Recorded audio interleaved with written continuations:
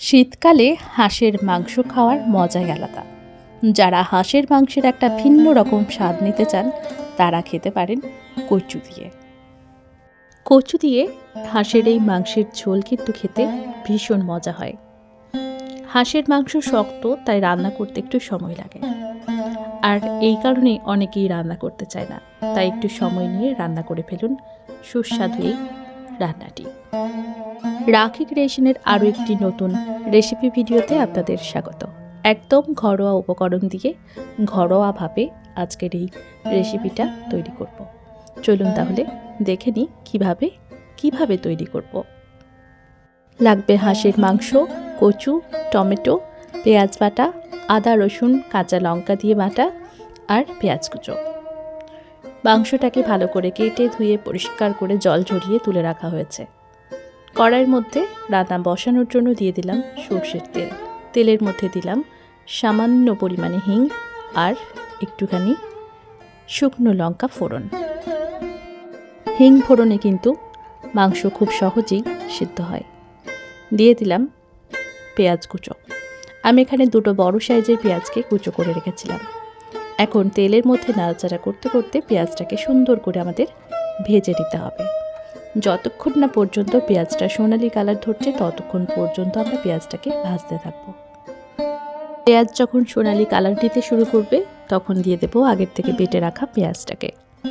পেঁয়াজ বাটা ব্যবহার করলে ঝোলের ঘনত্বটা অনেকটাই ঘন হয়। কিছুক্ষণ এবার নাড়াচাড়া করে নিলাম। এরপর দিয়ে দিলাম টমেটো। আমি এখানে দুটো মাঝারি সাইজের টমেটো ব্যবহার করেছি। কিছুক্ষণ নাড়াচাড়া করার পরে দিয়ে দিলাম বাটা মশলাটা, যার মধ্যে ছিল আদা রসুন বাটা। সুন্দর করে নাড়াচাড়া করতে হবে।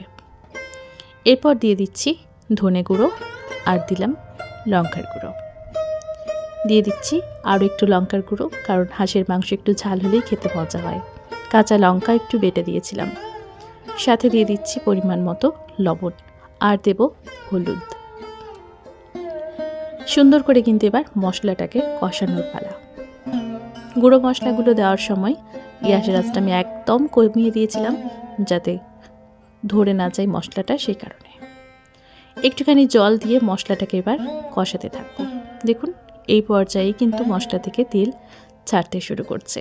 সুন্দর করে এভাবেই রান্নাটা করতে হবে। মশলা যত ভালোভাবে কষাবেন মাংসর স্বাদ কিন্তু ততই ভালো হবে। আর অবশ্যই মশলাতে কম তেল ব্যবহার করবেন, কারণ হাঁসের মাংস থেকে শীতকালে অনেকটাই তেল ছাড়ে। এবার দিয়ে দিচ্ছি মাংসটা। এবার ভালোভাবে মশলার সাথে কষিয়ে নিতে হবে। বেশ কিছুক্ষণ সময় নিয়ে এটাকে এবার ধৈর্য ধরে রান্না করতে হবে। একদম তাড়াহুড়ো করলে চলবে না। প্রায় 10 থেকে 12 মিনিট সময় নিয়ে মশলার সাথে মাংসটাকে আমরা কষাবো। বারে বারে একটু করে জল দিয়ে মাংসটাকে কষাতে হবে। যদি দেখেন জলের প্রয়োজন নেই, সেক্ষেত্রে দেওয়ার প্রয়োজন নেই, তবে অনেক সময় কড়াইয়ের নিচে মশলা ধরে যায়, সেই কারণে জল দিতে লাগে। দিয়ে দিয়েছি একটু জল, আর মশলা কিন্তু এবার সুন্দর করে কষানো হয়ে গেছে। এই পর্যায়ে দিয়ে দিচ্ছি কচুগুলো। এবার কচুগুলো দেওয়ার পরেও মশলার সাথে একটুখানি নাড়াচাড়া করে নিচ্ছি। কচুগুলো দেওয়ার সাথে সাথেই মশলাতে কালার ধরে গেল কচুগুলোর মধ্যে। মিনিট খানেকের মধ্যেই আমরা এবার দিয়ে দেব জল। সুন্দর কিন্তু কষানো হয়ে গেছে। দেখুন কি সুন্দরভাবে তেল রিলিজ করছে। এবার আমরা দিয়ে দিচ্ছি পরিমাণ মতো জল। যে পরিমাণ ঝোল রাখতে চাইছেন সেই পরিমাণ বুঝে আমাদের জল দিতে হবে। হাঁসের ডিম ছিল, সেগুলো আগের থেকে তুলে রেখেছিলাম, আর সেই 3টে ডিম এখন দিয়ে দিলাম। এবার ঢাকা চাপা দিয়ে এটাকে ফুটতে দেব বেশ কিছুক্ষণ, প্রায় আধ ঘন্টার জন্য। মাঝে মাঝে ঢাকা খুলে একটু করে নাড়াচাড়া করে নিতে হবে। আর 30 মিনিট ধরে এটাকে সেদ্ধ করার পরে এটা সুন্দর সেদ্ধ হয়ে গেছে। এখন উপর থেকে একটু গরম মশলা দিয়ে দিলাম। এবার গরম মশলা দেওয়ার পরে ভালোভাবে ঢাকা দিয়ে নাড়াচাড়া করে নিচ্ছে। এখন বেশ গ্যাসের আঁচ অফ করে দেব, আর এটাকে 10 থেকে 15 মিনিটের জন্য স্ট্যান্ডিং টাইমে রেখে দেব। তারপর এটা ভাত বা রুটি যে কোনো কিছুর সাথে এটা পরিবেশনের জন্য একদম তৈরি হয়ে যাবে। যেহেতু কচু দেওয়া রয়েছে, তাই এটা আমরা আজকে গরম ভাতের সাথেই পরিবেশন করেছিলাম। কেমন লাগলো কচু দিয়ে হাঁসের মাংসের এই লাল লাল ঝোলের রেসিপিটা?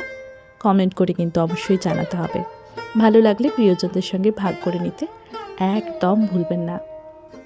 রোজ ভিডিও দেখছেন, লাইক করছেন, কমেন্ট করছেন, কিন্তু চ্যানেলটিকে সাবস্ক্রাইব করেননি।